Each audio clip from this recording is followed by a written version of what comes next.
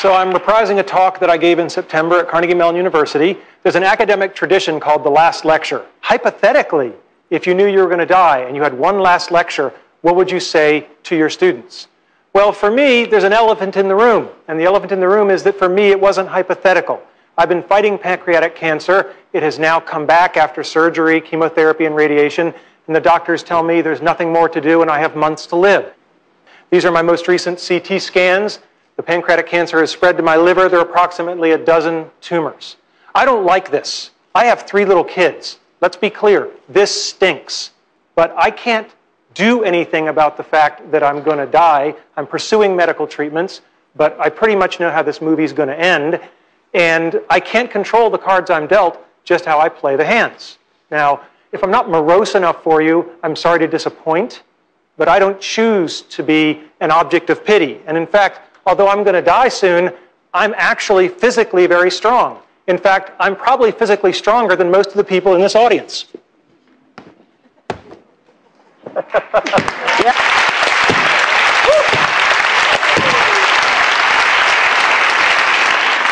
So, today's talk is not about death. It's about life and how to live, specifically about childhood dreams and about how you can try to achieve them. My childhood dreams, your childhood dreams. As a child, I had an incredibly happy childhood. I went back and rated the photo album, and I couldn't find any places where I wasn't smiling. Right? I just had a great childhood. And I was dreaming, always dreaming. It was an easy time to dream. When you turn on your television set and men are landing on the moon, anything is possible. And we should never lose that spirit. So what were my childhood dreams? Being in the National Football League. This is one of the childhood dreams I didn't achieve. All right? And it's very important to know that if you don't achieve your dreams, you can still get a lot by trying for it. There's an expression I love, experience is what you get when you don't get what you wanted.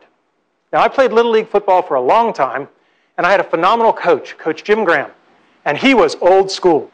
When I was at a practice, he rode me all practice. You know, you're doing it wrong, go back, do it again.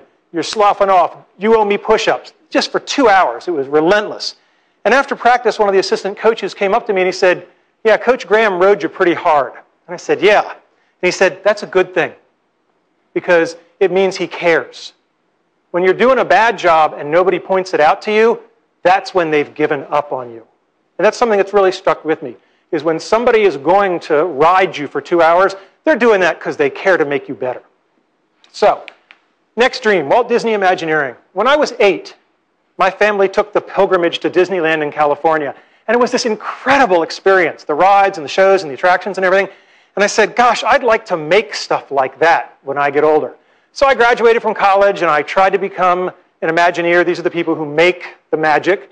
And I got a lovely rejection letter. And then I tried again after graduate school, and I've kept all of these rejection letters over the years. They're very inspirational. But then the darndest thing happened. You know, I worked hard, and I became a junior faculty member, and I specialized in doing certain kinds of research. That's me. And I developed a skill that was valuable to Disney, and I got a chance to go there, and I was part of an Imagineering team, and we worked on something called Aladdin's Magic Carpet Ride, and it was incredibly cool. However, it took me over 15 years to do it, and lots of tries, and what I learned from that is that the brick walls that are in our way are there for a reason. They are not there to keep us out. They are there to give us a way to show how much we want it. If you're going to have childhood dreams, I recommend you have good parents. I lucked out. I have great parents. This is my mother on her 70th birthday. I am the blur in the back. I have just been lapped. This is my father on his 80th birthday. There is this notion of have fun all the time. Have a sense of fun and wonder. That should never go away. All right? My dad, what an incredible guy. He fought in World War II. He was clearly part of the greatest generation. Sadly, my dad passed away a little over a year ago. And when my mother was going through his things, that was when she discovered that in World War II, he was awarded the Bronze Star for Valor. In 50 years of marriage, it had just never come up. There's a real lesson in humility that I can learn from my father there. Now, my mother. Mothers are people who love you even when you pull their hair. And this was the kind of relationship I had with my mother. And my mother, speaking of humility, was always there to keep me in check. When I was going through graduate school and I was taking really hard examinations, I was home pretty much complaining and whining about how hard these PhD tests were. And she just patted my arm and she said, "We know how you feel. Just remember that when your father was your age, he was fighting the Germans in World War II." And then the day came when I got my PhD, and I was so proud, and my mother introduced me to everyone as, "This is my son. He's a doctor, but not the kind that helps people." Probably the most wonderful thing my parents did was they let me paint my bedroom. I said one day, "I want to paint stuff on the walls." And they said, "Okay." So I had a rocket ship, and we lived in a ranch, so I wanted an elevator. I wasn't sure where it would go. And yeah, you can tell the nerds early, so that's the quadratic equation. But the great thing is that they let me do it. And they felt that letting me express my creativity was more important than the pristine nature of the walls. And I was really blessed to have parents who saw it that way. My parents taught me about the importance of people versus things. So when I got older and I bought my first car and I was so excited, I had this shiny new convertible. This is my niece and nephew, Christopher and Laura. And every month I'd take them for a weekend, so my sister and her husband would get a little break, and we'd go off on adventures. And I'd just shown up with my new car, and my sister's explaining to Chris and Laura, "Now it's Uncle Randy's new car, you can't get it dirty, da-da-da-da-da." And they're just cracking up laughing, because over her shoulder, I'm casually opening a can of soda and just emptying it on the back seat. And they come running over. My sister says, "What are you doing?" And I said, "It's a thing.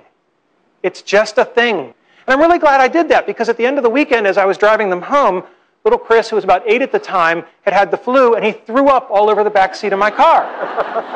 And I don't care how much value you get out of owning a nice, shiny, pristine thing. It's not as good as I felt knowing that I made an 8-year-old boy not feel guilty just because he'd had the flu.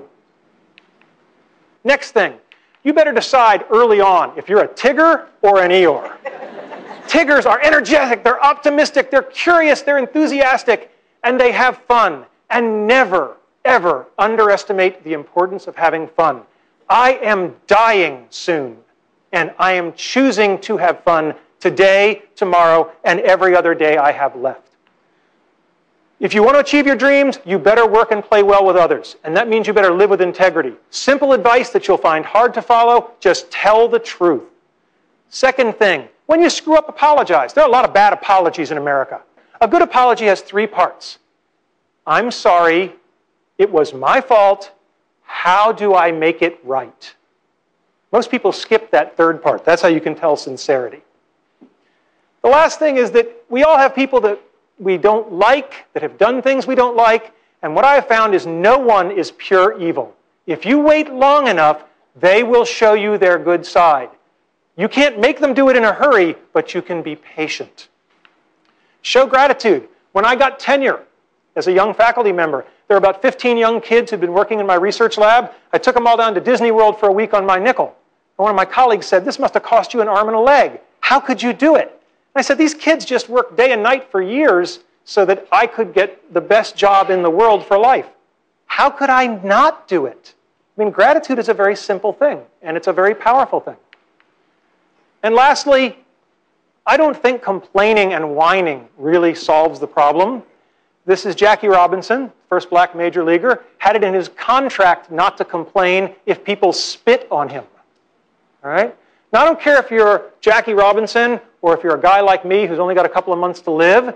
You can choose to take your finite time and energy and effort, and you can spend it complaining, or you can spend it playing the game hard, which is probably going to be more helpful to you in the long run.